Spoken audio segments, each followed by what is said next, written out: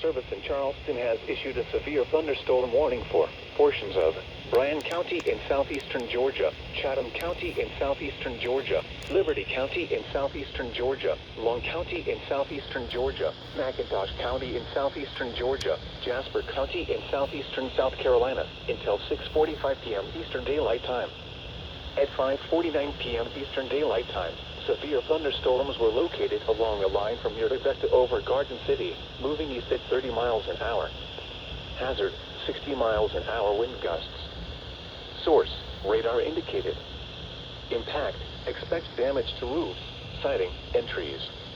Locations impacted include Hinesville, Pula, Richmond Hill, Tybee Island, Darien, Ludwigsley, Coffee Bluff, Tibet, Fort Stewart, and Windsor Forest. This includes the following highways: Interstate 16 between mile markers 156 and 168.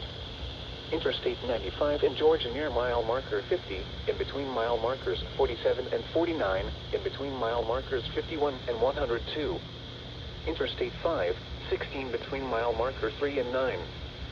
Seek shelter inside a well-built structure and stay away from windows. These storms are capable of producing damaging winds.